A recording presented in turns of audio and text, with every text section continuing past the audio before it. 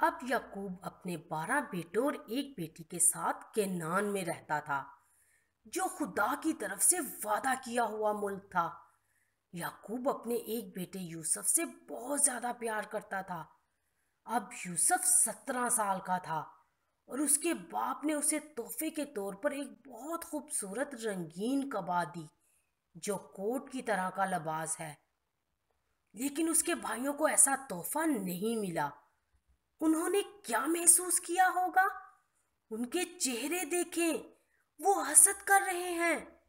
کسی ایک سے دوسروں سے زیادہ پیار کرنا اچھا نہیں، خاص طور پر خاندان کے لوگوں میں۔ اس سے نفرت پیدا ہو جاتی ہے اور گناہ پر گناہ ہونے لگتا ہے۔ ہر روز یوسف اپنے بھائیوں کے ساتھ بھیڑوں کو چرانے کے لیے کھیتوں میں جاتا تھا، لیکن جب کبھی اس کے بھائیوں سے کوئی غلط کام ہو جاتا تو شام کو وہ گھر آ کر اپنے باپ کو بتاتا۔ ابا جان، میری بات سنیں، پتہ ہے کہ آج میرے بھائیوں نے کیا کیا؟ پھر وہ اپنے باپ کو بھائیوں کے تمام برے کام بتاتا تھا۔ ظاہر ہے کہ اس کے بھائیوں کو یہ بات بہت بری لگتی تھی۔ اس سے پہلے تو وہ یوسف سے حسد کرتے تھے، لیکن اب وہ اس سے نفرت بھی کرنے لگے۔ ایک رات یوسف نے ایک خاص خواب دیکھا۔ صبح کو جب وہ جاگ اٹھا تو اس نے اپنے بھائیوں کے پاس جا کر کہا، میری بات سنیں، میں نے خواب میں دیکھا کہ ہم کھیت میں پولے باندھ رہے ہیں اور اچانک میرا پولا اٹھ کر کھڑا ہو گیا۔ پھر آپ کے پولوں نے میرے پولے کو چاروں طرف سے گھیر لیا اور اس کے سامنے جھک گئے۔ اوہ! اس کے بھائیوں کو بہت زیادہ غصہ آیا۔ انہوں نے کہا، تم اپنے آپ کو کیا سمجھتے ہو؟ تم سوچتے ہو کہ تم بادشاہ بنو گے اور ہم پر حکمرانی کرو گے؟ یوسف کے اس خواب اور اس کی باتوں کی وجہ سے وہ اس سے اور زیادہ نفرت کرنے لگے۔ ایک اور رات یوسف نے ایک اور خاص خواب دیکھا۔ اس دفعہ بھی وہ فوراً اپنے بھائیوں کے پاس گیا۔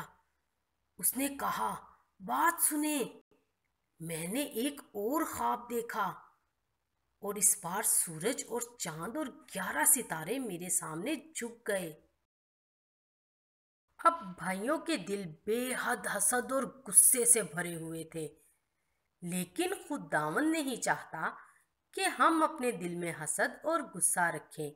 وہ چاہتا ہے کہ ہم ایک دوسرے سے اسی طرح پیار کریں جس طرح ہم اپنے آپ سے پیار کرتے ہیں، اور یہی چاہتا ہے کہ ہم سب سے زیادہ اس سے محبت رکھیں۔ اس بار یوسف نے اپنے باپ یعقوب کو بھی اس خواب کے بارے میں بتایا۔ یعقوب نے اسے ڈانٹتے ہوئے کہا، یہ کیسا خواب ہے؟ کیا میں اور تمہاری ماں اور تمہارے بھائی آ کر تمہارے سامنے جھک جائیں گے؟ لیکن یعقوب یوسف کے یہ دونوں خواب بھول نہ سکا اور ان کے بارے میں سوچتا رہا۔ ضروری ہے کہ آپ بھی یوسف کے یہ خواب یاد رکھیں، کیونکہ آنے والی کہانیوں میں آپ دیکھیں گے کہ یہ خواب پورے ہوئے۔ اس وقت خداوند یعقوب کے خاندان پر ظاہر کر رہا تھا کہ آنے والے سالوں میں کیا ہونے والا ہے۔